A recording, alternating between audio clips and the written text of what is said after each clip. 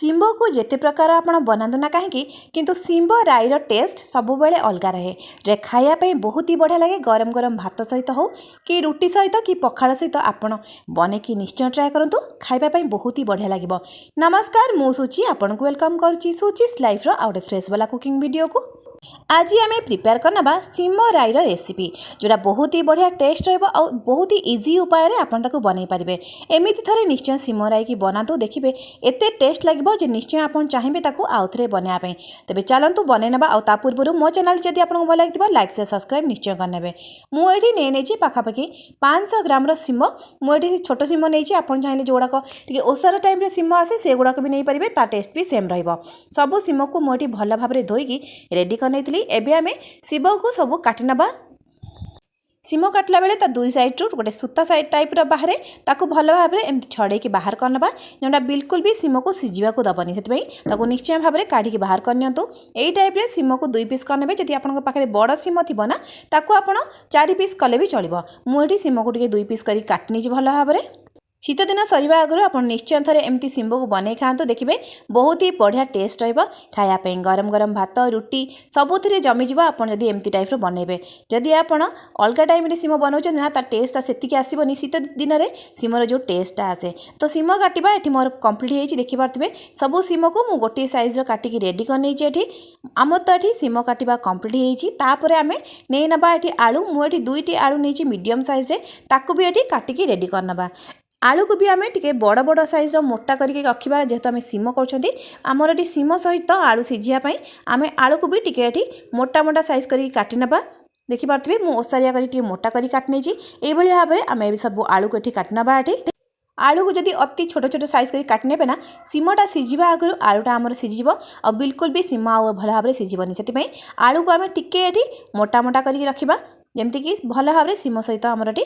सिझीज। आलू आ शिंब आमर ये काटा कम्प्लीट होती पियाज 2टा मीडियम साइज्रे पियाज टी अधिका देले शिंब राई बेसी भल टेस्ट आसे से मुझे मीडियम साइज्रे 2टा पियाज नहीं एबे आम पियाज को काटिकी रेडी करनबा। जदि आप पियाज बा रसुण बिना बनवाई चाहूबे सेमती भी बनई पारे आप स्किप करने पियाज आ रसुण को। पियाज को भी ये आम टे मोटा मोटा सैज कर काटना भल भाव में देखिपे मुझे पियाज को मोटा मोटा कर काटने अति छोट छोट सैज कर काटमेनि जोटा लुक्रे भी बिल्कुल भल आसबनी से पियाज को टे मोटा मोटा करके आम काटना जेहेतु आम आलू आ शिंब को मोटा मोटा कर काटी ना से पियाज को भी टे मोटा मोटा करके आम काटना ये देखिपे 2टा मीडियम सैज पियाज मोर ये काटा कम्प्लीट होती। आम ये सोरिष राई को बिल्कुल भी अदा ए यूज करवानी कारण सोरिष राई जिते बनाऊँ ना से बिल्कुल भी अदार टेस्ट देले टेस्ट बिल्कुल भल आसबनी से जेको जगह आप सोरिष देके बनाऊँ अदाटा को स्किप करनी। पियाज काटा ये मोर कम्प्लीट होती।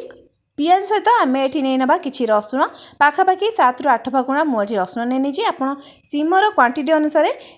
रसुण को कम भी बेसी करें। ता सहित ये मुझे गोटे मीडियम साइज्रे टमाटो जोटा टेस्ट बहुत बढ़िया आसो सहित लुक भी भल आनब से मुझे टमाटो को भी बड़ बड़ साइज करके मोटा मोटा कर काटी नेली ये आपन चाहिए टमाटो को भी ये स्किप करेंगे। मुझे टमाटो गोटे मीडियम साइज्रे दे नौची ये मोर सब काटा रेडी होता सहित मुझे कंचा लंका आप कंचा लंका को छोटे छोटे काटिकी भी देपारे जब छोट छुआ खाते तब स्किप करनी। मसला आम ये देना धला सोरिष देती आप दौरान तार हाफ क्वांटिटी देना आम कला सोरिष ताकू ये देनाला परे से आम देना गोटे स्पून जीरा सबको मिसेकी आम ये गोटे ग्राइंडिंग करके गोटे पेस्ट रेडी करनबा। देखिपे जी मुझे कला सोरिष ता डबल देची धला सोरिष निश्चय यही मेजरमेंट करके आप मसला रेडी करूँ। मसला ये मोर रेडी हो जाए आम देना गोटे हाफ स्पून हलदी ता सहित देना चिली पाउडर ताकू भी ये ग्राइंडिंग करना आउे जमी भल कलर आसापी देखिपे मोर ये ग्राइंडिंग होबे नहीं आसतु गोटे कड़े को बिल्कुल भी आप गैस रे बसैक आगे गरम करेंगे से आम देना आगे शिंब तापर काटिकी रखि आलू देना से आप ये जानीपे जे मु शिंब राई को कंचा ही प्रिपेयर करनौ से बहुत ही बढ़िया टेस्ट रही। आम बाटिकी रखि सोरिषर पेस्ट को देना ये देना आम रसुण आप काटिकी भी देपारे एमती गोटा गोटा दिंतु सिझीगला बहुत ही बढ़िया आसो ता सहित कंचा लंका टमाटो आ काटिकी रखि पियाज को देना ये आम देखिपे पियाज को मुझे नेली तापर आम ए क्वांटिटी अनुसार देना लुण आप लुणर क्वांटिटी शिंबर क्वांटिटी देखिए देने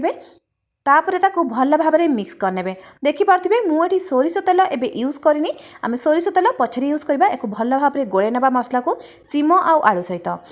2 ରୁ 3 मिनट पर्यंत भल भाव में मिक्स करनियंतु जेमिति कि भल भाव में गोले हो पियाज हो टमाटो हो सबुदे भल भाव में सीम गोले से आम टे पानी देवा जो मसला बाटी तार पानी को टे यूज करना ये आम सबको ये भल भाव में मिक्स करना आमर ये सीम आलू पियाज सहित मसला बहुत ही बढ़िया भाव में मिक्स होकर रेडी होती आमर सब रेडी हो गला एबे आम ताको गैस रे बसैबा ताको प्रिपेयर करना सीम राई देखिपे मुझे सोरिष तेल एवं बिल्कुल भी यूज करनी आपन ताको टिके समय पर यूज करेंगे गैस रे आमर सीम राई तो बसई देइचंती आमर जेपर्यंत आमर सीम राईटा फुटिनी से पर्यंत आम सोरिष तेल यूज करबानी से आम टिके समय ताको कभर करना टिके भल भाव में फुटिया कभर कर 2-3 मिनट पर देखिपे मोर टिके ये सीमराई फुटी आसला पुणी समय टिके कभर करना आउ टिके भल भाव में फुटियापाई देखिपे ये मुझे कभर कर भल भाव में फुटियापाई छाड़ी ये मोर भल भाव में फुटीगला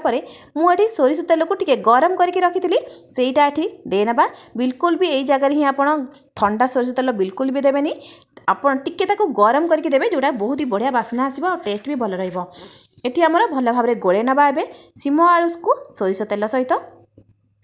सीमर राई को बारंबार आप उल्ट पाल्ट करेंगे जमतीक सीमटा पिता हो से समय छाड़ दिंतु आ 2 ରୁ 3 थर पर्यंत आपको चले ने देखिपे मोर ये सीम राईटा पूरा परफेक्ट भाव में रेडी होगा आपड़ देखिपे तार पूरा ड्राए होगा आप चाहिए एमती खाईपारे जदि आप ग्रेवी रखापी चाहूँगे अल्प पानी देकी टिके ग्रेवी भी रखिपारे यहीपरी टाइप रे आप निश्चय बन नियंतु देखिए बहुत ही बढ़िया आसो समस्त को खायापी बहुत ही पसंद आसो ये मोर तो प्रिपेयर हो गलानी आउ आप चाहिए एबे जीरा गुंड हो कि जेकोसी मसला आप देपारे कि गरम मसला को दिंतुनि स्किप करनी ना सोरिषर जो राईटा आम बनी ना तार टेस्ट आसबनी से मुझे बिल्कुल भी गरम मसला दूनी आप चाहिए रेड चिली पाउडर हो कि जीरा पाउडर दे पारे मोर तो प्रिपेयर हो आपण मैंने निश्चय घरे ट्राए करूँ आपको केमती भल लगे रेसिपीटा मत कमेंट करके निश्चय जनइबे रोची नमस्कार जय जगन्नाथ पुणी आसबि आउ गोटे नुआ रेसिपी सहित से पर्यंत समस्ते भले रुहतु बाय।